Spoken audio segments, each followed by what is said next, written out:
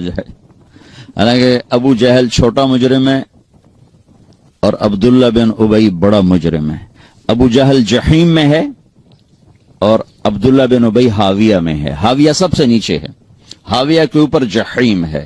حاویہ منافقوں کے لیے, اس میں عبداللہ ہے, اور جحیم مشرکین کے لیے, اس میں ابو جہل ہے.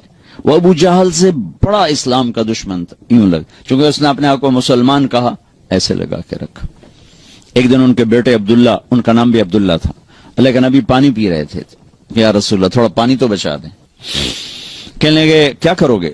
کہ اپنے باپ کو پلاتا ہوں, شاید اس کے اندر ایمان چلا جائے. تو آپ نے دے دیا. وہ گیا گھر کا, ابا یہ پانی تو پی لے. کہ کیا ہے یہ؟ کہ یہ اللہ کے نبی کا جھوٹا ہے, پی لے شاید تیرے اندر ایمان آ جائے. تو آگے کم وقت کہنے لگا جا وہاں پیشاب لے کے آ, وہ پی لوں گا, یہ نہیں پیوں گا. پیشاب لے کے آ, وہ پی لوں گا, یہ نہیں پیوں گا. تو ان کو اتنا غصہ چڑھا, وہ گیا یا رسول اللہ مجھے اجازت دے میں اس منافق کی گردن اڑا دوں, بیٹا ہو کر میں اس منافق کی گردن اڑا دوں. کہ عبداللہ تیرا باپ ہے, قدر کر, قدر کر. میں نہیں چاہتا لوگ کہیں محمد اپنے ساتھیوں کو قتل کراتا ہے, جاؤ اس کی خدمت کرو, تیرا باپ. جنازہ پڑھا, اپنا کرتا اتار کے کفن کے طور پر دیا, اور اس کو قبر میں اتار چکے تھے. آپ دیر ہو گئے, آپ ذرا دیر سے پہنچے, اس کو دوبارہ قبر سے باہر نکلوایا, اس کے منہ میں اپنا لعاب ڈالا کہ شاید بخشش ہو جائے. اس منظر کو دیکھ کر 100 منافقوں نے کلمہ پڑھا. تو بھائیو میں آپ کی منت کرتا ہوں کہ یہاں آپ امت بن کے رہو, مسلم بن کے رہو. جو تمہارا عقیدہ ہے, جو تمہاری سوچ ہے, اس کو گلے سے لگا کے رکھو, لیکن دوسروں کو احترام دو, عزت دو, سب کو اپنا پسند. سارے ہم نے تو غیروں کو اپنا بنانا تھا, ہم نے اپنوں کو غیر بنائے تھے. تو کتنی بڑی ظلم و زیادتی کی بات. جس کے دل میں ذرہ کے برابر بھی ایمان اٹکا رہ گیا, ایک دن جنت میں جائے گا. چونکہ ایک دفعہ ایسا ہوگا کہ جہنمی لوگ مسلمانوں کو کہیں گے کہ تم بھی دوزخ میں, ہم بھی دوزخ میں, تمہارے ایمان کا کیا فائدہ؟ تو اللہ تعالیٰ اس پر فرمائیں گے کہ جس نے زندگی بھر میں ایک دفعہ لا الہ الا اللہ کہا, اسے جنت میں ڈال دو. جس نے زندگی بھر میں ایک دفعہ خالی میرا نام لیا ہے, اس کو بھی جنت میں ڈال دو. پتہ نہیں اللہ تعالیٰ کس کو کس بات پہ خوش ہو کہ اللہ اس کو جنت دے دے, ہمیں کیا, اور کس بات پہ ناراض ہو کہ اللہ ہماری پکڑ فرما دے, کوئی خبر ہے؟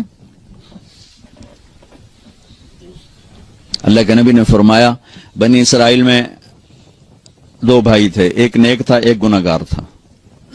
تو نیک کہتا تو بہت گندا ہے, وہ کہتا یار مجھے اللہ پہ چھوڑ. وہ روز اس کو تو بڑا گندا ہے, وہ کہتا یار مجھے اللہ پہ چھوڑ. تو ایک دن کہنے لگا تیری بخشش نہیں ہو سکتی, اللہ کی قسم اٹھا لی. وہ دونوں مر گئے. تو اللہ نے وہ اس عابد سے کہا تو نے اتنی بڑی قسم کیوں اٹھائی کہ اس کی بخشش نہیں ہو سکتی؟ تو ٹھیکیدار, چل بے تو جا جنت میں. اگر تو نے میری رحمت کو پابند کیوں کیا, اس کو ڈالو جہنم میں. تو کسی مسلمان کو حقیر نہ سمجھو, سب کو عزت دو. ہمارا کام تو گلے لگانا نہ کہ نفرت کرنا. مثلا ایک آدمی آپ کا نزدیک غلط ہے تو وہ سمجھو وہ مریض ہے, تو مریض کا علاج ہوتا ہے کہ مریض کو ہسپتال سے نکالا جاتا. وینا ملک ہمارے انڈسٹری میں وہ لڑکی جس نے بالکل کپڑے اتار دیا, ننگی ہو کے آ گئی.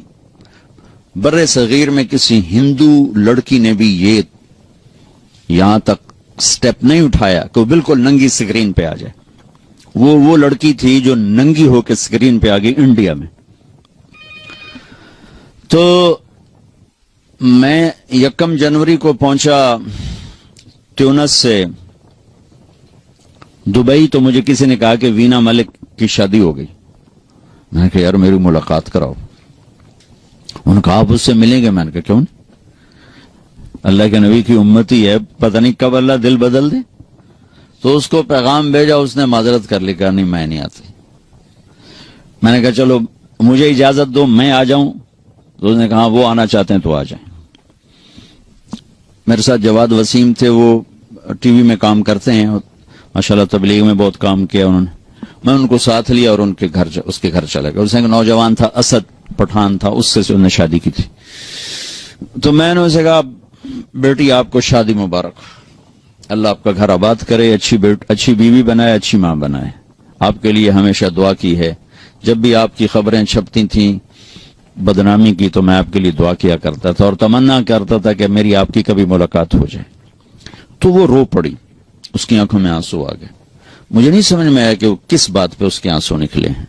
ہم اٹھ کے آ گئے، پھر میں چلا گیا جبوتی سے واپس آیا تو پھر میرا 2 دن کا سٹے تھا اور یمن جانا تھا۔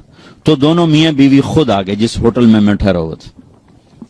نے سر پہ پورا دوپٹہ لیا ہوا کہ مولانا آپ نے میری زندگی بدل دی، اور یہ دوپٹہ آپ دیکھ رہے ہیں یہ زندگی بھر سر سے کبھی نہیں اترے گا۔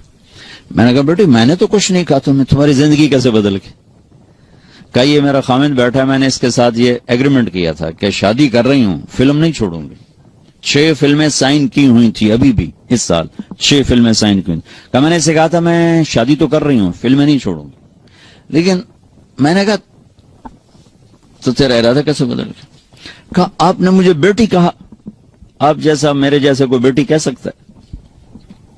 مجھے تو ماں باپ بیٹی کہنے کو تیار نہیں، تو آپ نے مجھے بیٹی کہا، مجھے عزت دی، میرا دل پگھل گیا۔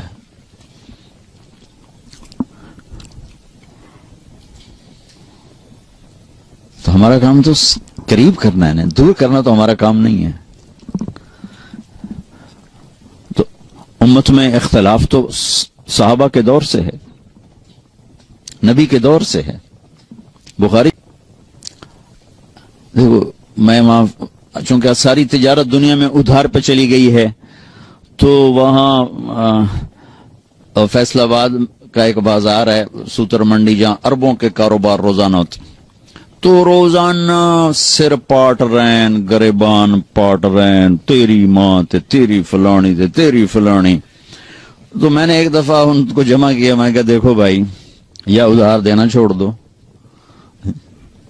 تمہارا ظرف نہیں ہے تو ادھار دینا بند کر دو، اگر ادھار دینا ہے تو پھر یہ گالیاں دینا چھوڑ دو، ورنہ تمہارا گھاٹا زیادہ ہے۔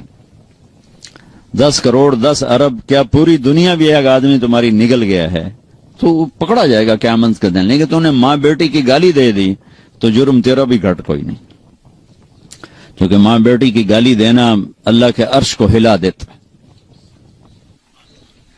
تو بھائیو آپ سے گزارش ہے اچھے اخلاق کے ساتھ یہاں زندگی گزارو،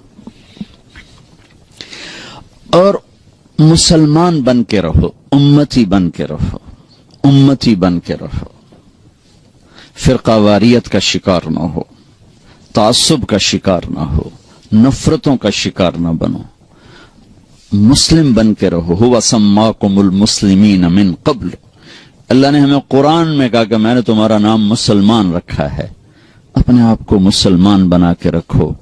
پوری دنیا پھرا ہوں، جو فرقہ واریت کی آگ پاکستان میں ہے کہیں نہیں دیکھی، اور ہندوستان اس کے ساتھ مطلب ایک ہی ٹکڑا ہے، بنگلہ دیش میں بھی اتنے، لیکن ہندوستان پاکستان میں نفرت کی انتہا ہے۔ تو آپ لوگوں کی روٹس چونکہ وہیں سے ہیں، تو میں آپ کے سامنے ہاتھ جوڑتا ہوں کہ بطور مسلم زندگی گزارو، بس سب کو گلے سے لگانا سیکھو۔ میرے نبی نے تو منافقوں کو بھی گلے سے لگایا کہ اپنے آپ سے دور نہیں ہونے دیا، حالانکہ آپ تو اندر دیکھ رہے تھے کہ یہ سب منافق، لیکن اپنی مجلس سے کسی کو نہیں اٹھایا کہ تو منافق ہے، اٹھ جا میری مجلس سے۔ کسی کو بتایا نہیں سوائے حضرت حذیفہ کی، وہ بھی اس لیے بتایا کہ کل کو کوئی نقصان ہونے لگے تو ایک آدمی کو پتا ہو کہ بھئی یہ آدمی ٹھیک نہیں، کسی کو خبر نہیں دی۔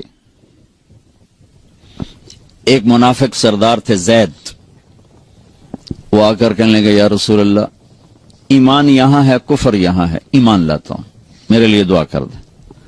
تو آپ نے اس کے یہاں ہاتھ رکھا کہ اللہ اس کی زبان کو سچا کر دے، دل کو صاف کر دے، اس ایمان سے سینہ بھر دے۔ وہ کہنے لگا یا رسول اللہ میں منافقوں کا چودھری ہوں، آپ کو سارے منافقوں کا پتہ بتاؤں؟ آپ کو تو پہلے ہی پتہ تھا، لیکن چونکہ اور لوگ بیٹھے تھے کہ نہیں کسی کا نہیں بتانا، جو آئے گا ہم سینے سے لگائیں گے، جو نہیں آئے گا اس کا معاملہ اللہ پہ چھوڑیں گے۔ تو میرے نبی نے تو منافقوں کو بھی سینے سے لگا کے رکھا۔ عبداللہ بن ابی جیسے کا جنازہ پڑھا دیا، جبکہ حضرت عمر رو کر رہے ہیں کہ اب یہ کیا کر رہے ہیں یہ منافق ہے، شاید بخشا جائے، شاید بخشا